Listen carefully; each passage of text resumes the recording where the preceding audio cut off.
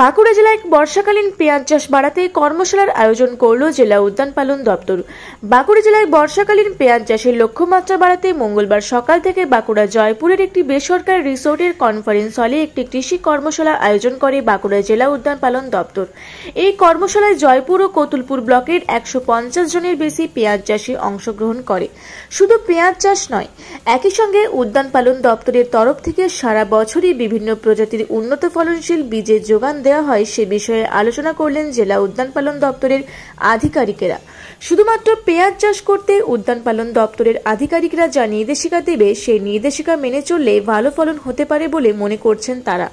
বাঁকুড়া জেলা উদ্যান পালন দপ্তরের অধিকর্তা সহ একাধিক আধিকারিক ছাড়াও সেখানে উপস্থিত ছিল রাজ্য বীজ নিগম অধিকর্তা শুভাশিস বটবেল, মন্ত্রী জ্যোৎস্না মান্ডি, জেলা পরিষদ সভাধিপতি অনুসুয়া রায়, সহ সভাধিপতি পরিতোষ কিস্কু, বাঁকুড়া জেলা পরিষদের কৃষি কর্মাধ্যক্ষ মৌস সেনগুপ্ত সহ একাধিক জনপ্রতিনিধিরা।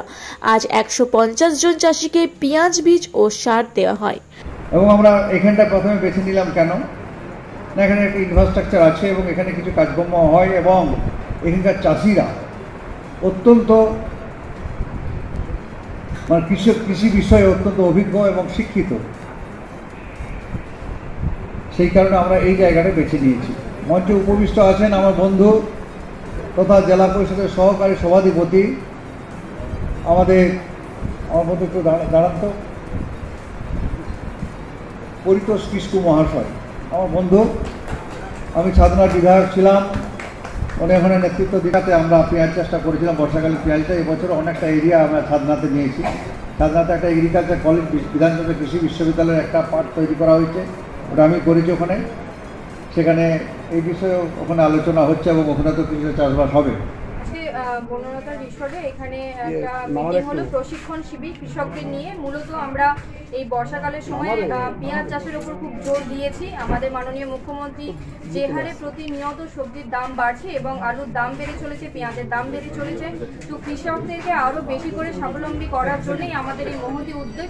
আমরা 11-12 সালে প্রচুর পেঁয়াজ উৎপাদন করেছিলাম এবং সেটা আরও যাতে তার থেকেও বেশি পরিমাণে হতে পারে, আমাদের নাসিক থেকে না নিতে হয়, সেই চেষ্টাই কিন্তু আমরা আজকে করছি। এই প্রশিক্ষণ শিবিরের মাধ্যমে সকলকে একটা প্রশিক্ষণ দেওয়া হচ্ছে। কৃষকরা কতটা তৎপর এই বিষয়ে, কতটা বুঝতে পারছে এই চাষ নিয়ে? এখনো তো প্রশিক্ষণ শিবির চলছে, প্রত্যেকটা ব্লক থেকে কৃষকরা এসেছেন এবং তারা অনেক উদ্যোগী এই চাষের জন্য। অনেক নতুন নতুন ইয়াং ছেলেরাও এসেছে আমি দেখলাম। তো সেইভাবে কিভাবে করা যায়, অল্প এখন তো কৃষি জমি অনেকটা কমে গেছে, চারিদিকে ঘরবাড়ি হচ্ছে, তো অল্প জমির মধ্যে কিভাবে লাভদায়ক ফসল ফলানো যায়, এটাই আমাদের সরকারের উদ্দেশ্য। আমরা এটাই কৃষকদেরকে আরো বেশি করে বোঝাচ্ছি। আমাদের একটা বিশেষ কর্মশালার আয়োজন করেছে ডিস্ট্রিক্ট হর্টিকালচার অফিস বাঁকুড়া।